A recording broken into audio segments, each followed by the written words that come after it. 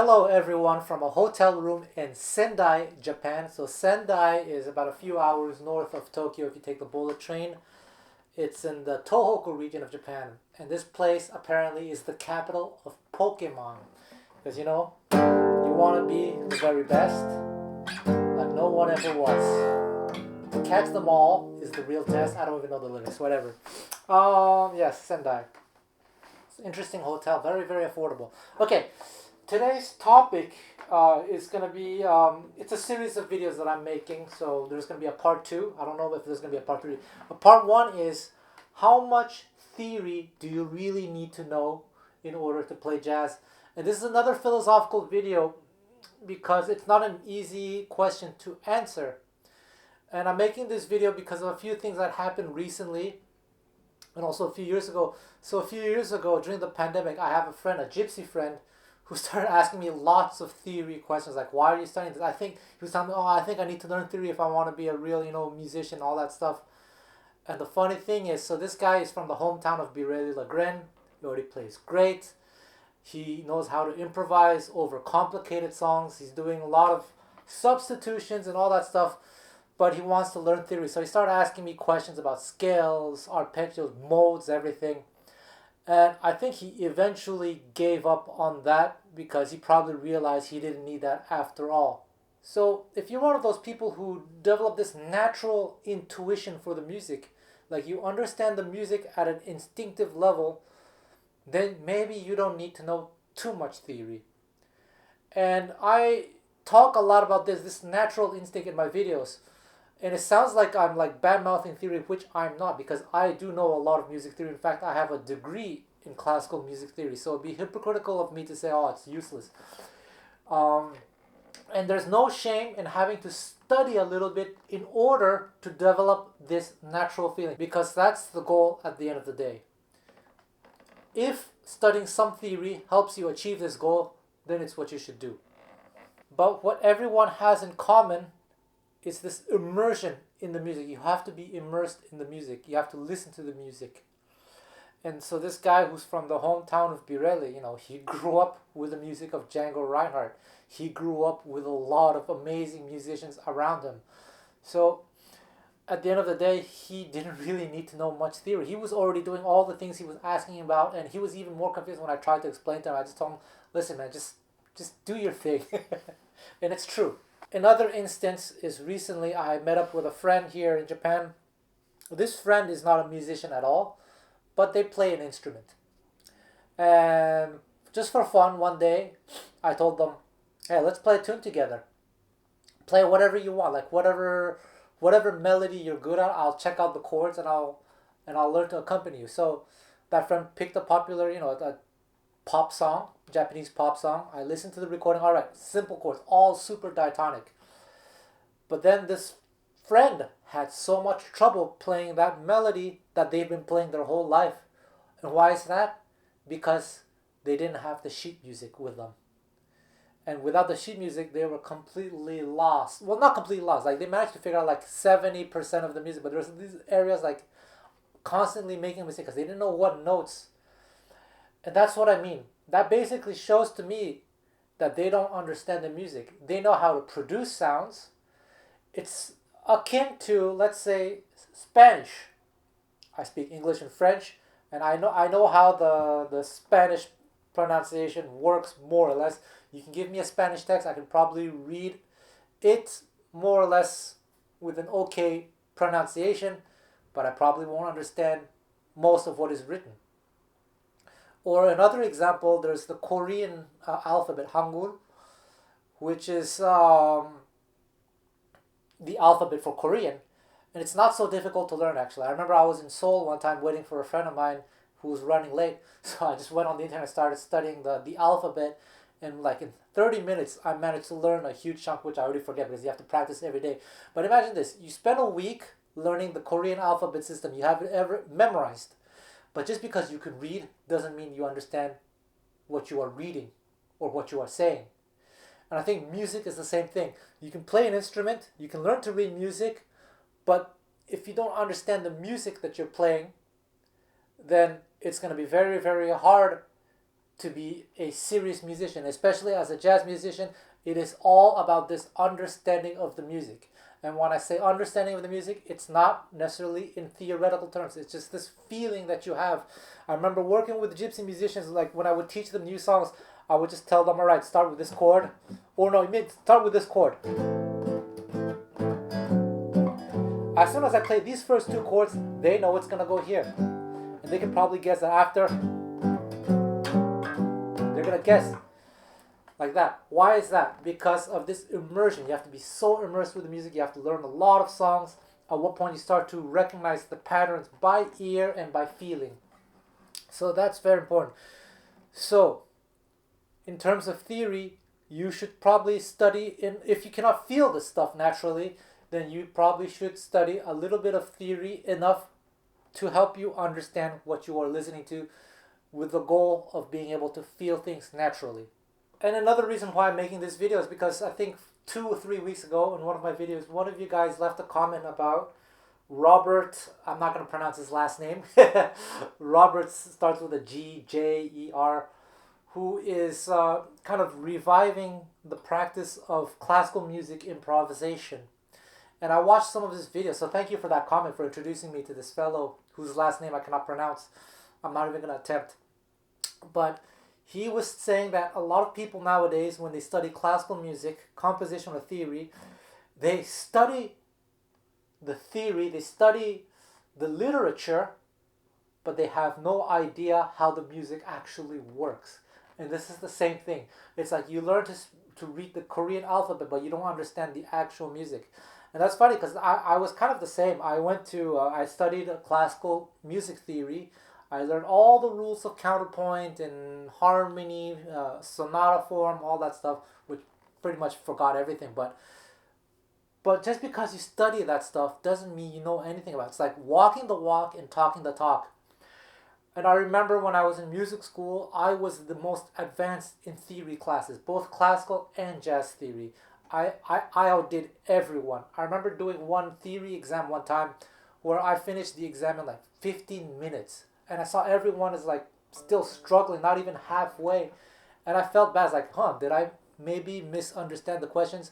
But no, I actually aced the exam. That's how good I was at theory. But at that time, I could talk the talk, but I could not walk the walk. Because I remember in jazz history class, the teacher was like, all right, listen to this chord progression. Which standard is this? And all the students, I know, it's this or that song, whatever it was. I think Take the A Train. And I was there, I can't hear it. But if you give me the sheet music, yeah, I can analyze it. I can tell you this is the 1 chord, this is the 5 of 5, and you use this scale. Talking the talk, walking the talk, walking the walk, 2 very different things.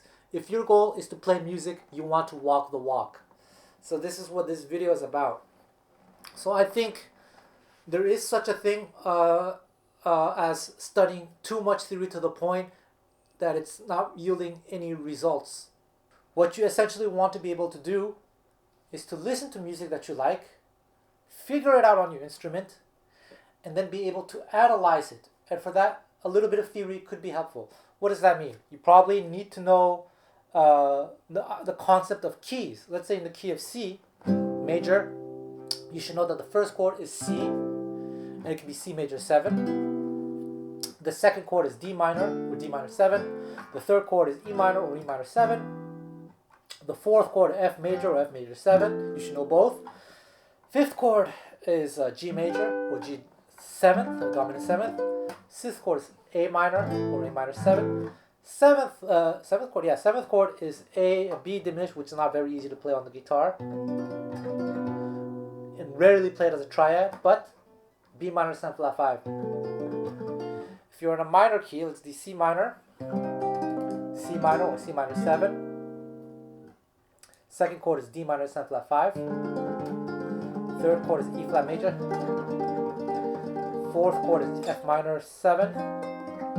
Fifth chord naturally is G minor 7, but to be in the key of C minor, it is said that you have to turn the G minor into G7, so you have this 5-1 relationship, which is the foundation for what we call tonal music. So this is like a huge topic. I'm not going to explain any of this in this video because people spend entire semester studying this. But yeah, G7, so you get this 5-to-1 effect, which occurs naturally in a major key. Then the sixth chord is this, I'll go back here, A flat major, or A flat major 7. And the seventh chord is B flat or B flat 7. And this is another occurring dominant chord which leads us to its relative major. Again, if you don't understand any of this, it doesn't matter. I'm just saying that this much could be worth studying.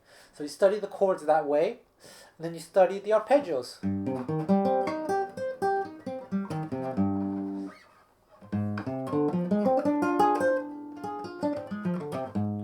Third chord, 4, fourth chord, with a etc. You do this. Then in terms of scales, when the C major, all you have to really know is C major.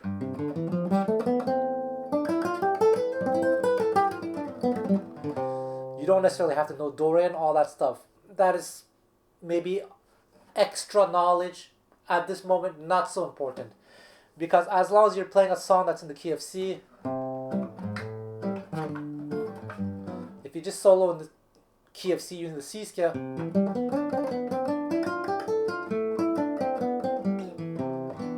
you're essentially playing Ionian, Aeolian, Dorian, Mixolydian. So you don't even have to worry about that. Just C major. Minor key, you learn the minor scale, the natural one, the harmonic minor scale, so that when you have the G7,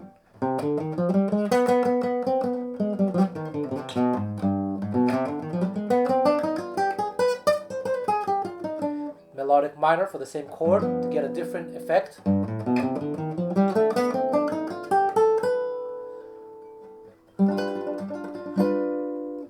And that is probably enough to start to analyze music.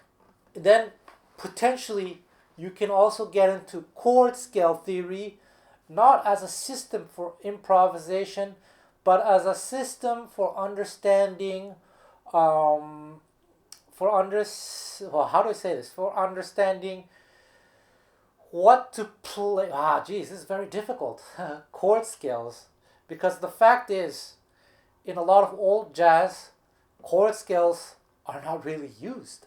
It's more of a modern invention, but it could be good to know in the sense that you at least have a framework to start with when you're analyzing music or analyzing chord progressions. But again, that starts to, when you start to explore the concept of chord scales, you're going into a different style of music, first of all, that does exist because it is taught and people have created music based on this. But if you're into bebop, swing music, gypsy jazz, all this older style of jazz, it's a little bit less relevant. But if you take a song like All of Me, which is said to be in the key of C, if you're playing C, well, you start with a C major scale over the first chord. But then the second chord is E7. This chord, if you studied your diatonic chords, you realize it is not in the key. So what you basically, the chord scale theory, the gist of it, is you take the notes of this E7, which is E, G sharp, B, and D. So the different note is G sharp. It's not G natural. And then you fill in with the notes of C major, and you get the scale, which is basically a harmonic minor. So it's one of the scales that you know. So that's chord scale. Then the next chord is A7, and you do the same thing. What's different in A7 is now you have a G natural, you're back to the same note, but the C is C sharp. So you get this.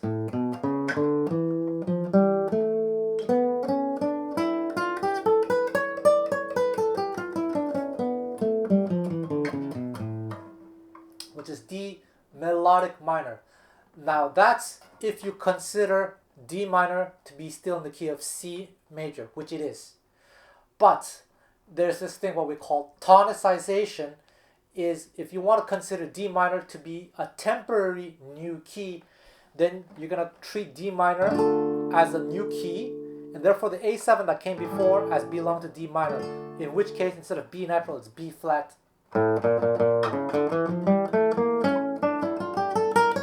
You might have to pause this video and watch it a little bit, watch again over and repeat. And this is very interesting for this song because the composer of this song, first of all, probably not thinking in terms of scales or anything like that, but the composer of the song deliberately uses both. In the first time around, so the melody goes, he is treating this D minor A7 relationship as being temporal in the key of D minor. That's why you have this B flat.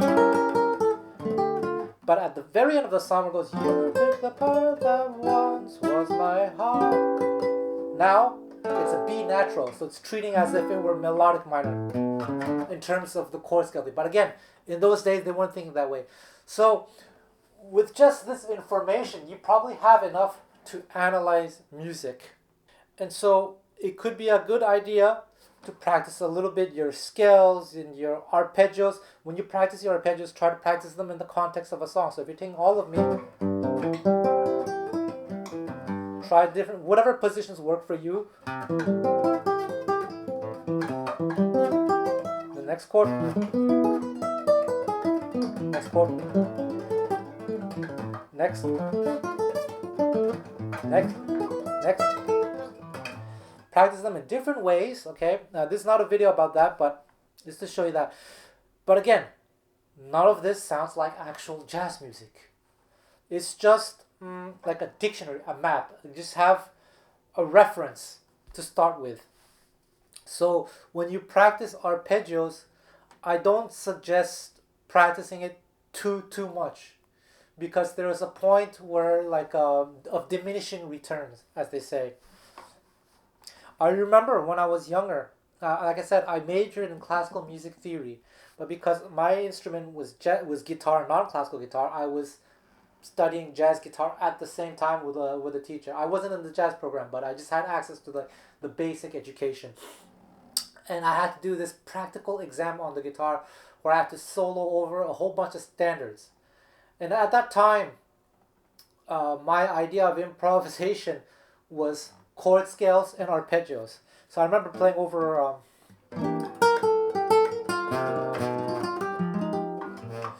Stella by Starlight, and my whole solo was just like arpeggios.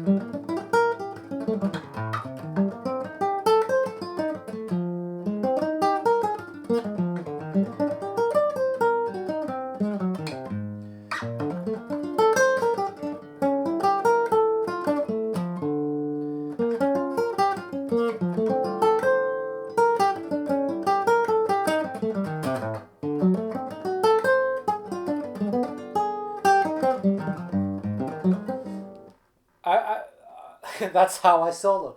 I nailed the changes. So technically, I scored 100%, on nailing the changes.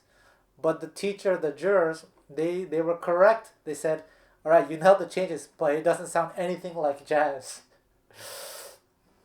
What corrected that was listening to the music that I liked. So that was around the same time that I was starting to get into this Django Reinhardt thing. And I listened to a lot of Django Reinhardt to absorb the vocabulary. That's going to be the topic of the next video. So those are two different things, right? Don't go overboard with your scales, arpeggios, and chord scales practice.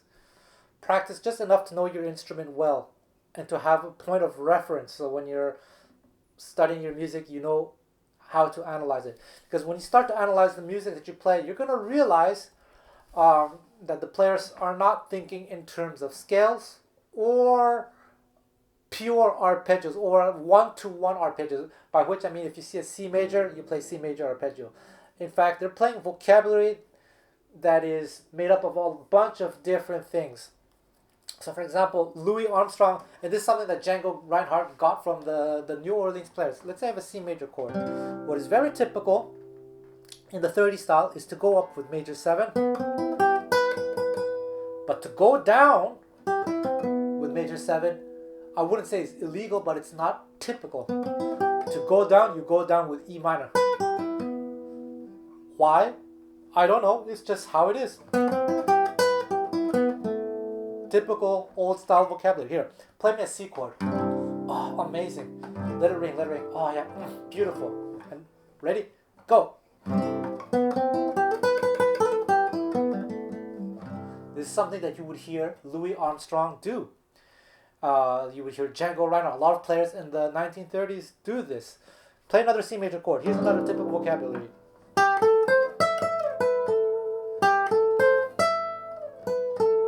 So this one is diatonic to the key of C, but why did I choose these notes? I don't know, it's just how the music evolved.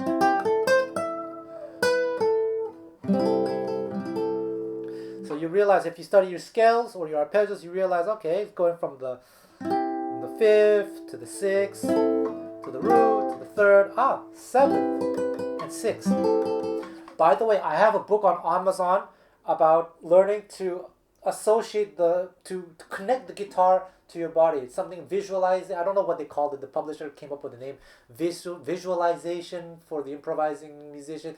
You'll find the link in the description box. Please buy the book. Please, I need the money.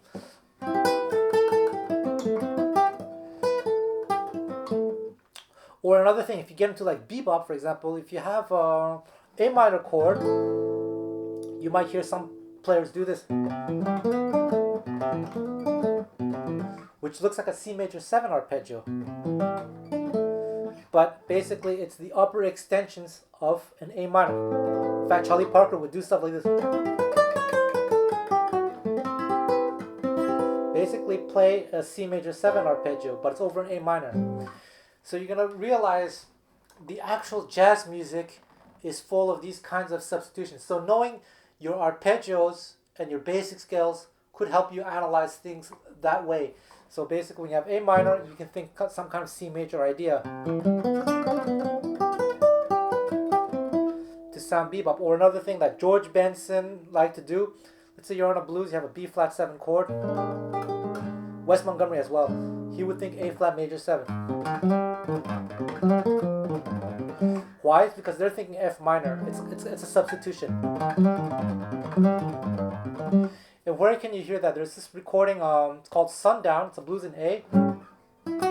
How does it go? And then at the A7, Wes plays the G major 7 arpeggio. How does it go?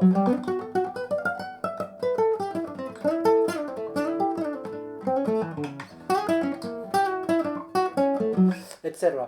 But check out that recording for an instance of where he would use substitutions. Like, so if you know your arpeggios, then you can start to analyze things that way. It's like, oh, over A7 you can play a G major 7 arpeggio. There's a reason for that, but if you don't understand why, it doesn't even matter. But it's E minor. He's thinking E minor. In fact, when Pat Martino, I remember when I was working with Pat Martino, whenever he played C major arpeggios like this, in his break he always says, oh, so here I am playing an A minor arpeggio.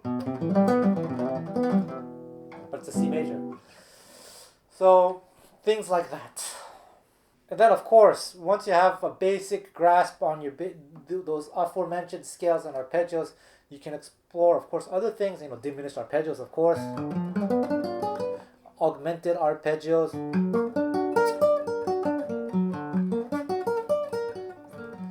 and little miscellaneous things like that. But again, don't let the theory override the development of this feeling. In order to develop the feeling, this natural feeling for the music, you actually have to be immersed in the music itself, because listening to music is as much part of your practice routine as is the actual time you spend practicing the guitar. In fact, when you're in the beginning stages, you should be listening to the music with the guitar in your hands and trying to absorb as much as possible. This is one of the hardest things to do because it involves a lot of brain power. You can get mental fatigue from this, but it's very, very important. In the beginning, it's overwhelming. I'm not gonna lie. It's just what it is. But if you stick to it, it's gonna require less and less brain power. It's just like a language. It's very overwhelming to acquire a lot of vocabulary, but if you use it every day, you activate that part of your brain where you're forced to use things in a natural way every day. Eventually, it sticks. As you guys know, I live in Japan. 3 years ago, I barely spoke the language. Now I can function in day-to-day life using only Japanese. I applied for a bank account the other day, all in Japanese, no English, no dictionary. To get to that level, I had to train very, very, very hard, right? I made videos about this. So music is the same thing. Spend time with the music that you like. Um, Grab your guitar, figure out what the chords are. If it's a song that start with songs that you know already. So it can be All of Me. Check out the recording that you like. Now confirm that they're using the same chords that you studied. And if they're using different chords, and if you don't know how to figure out what those chords are, ask someone, get a teacher. Then you start to study the lines and figure out what they're doing. So for example, if the soloist starts with this arpeggio, you realize, oh, okay, it's a C major 7 arpeggio starting on the 7th. So you can do it here. But then it goes down to the 6th. That's the line. If I do it here, do it here. The kind of studying that you will have to do. Okay, so what I'm going to do next week is I'm going to take a Louis Armstrong solo. I'm going to listen to it, and I'm going to try to see, and we're going to analyze it together. I'm going to figure out the notes, not figure out, but like figure out the vocabulary, the concepts that he used. So, see you next week.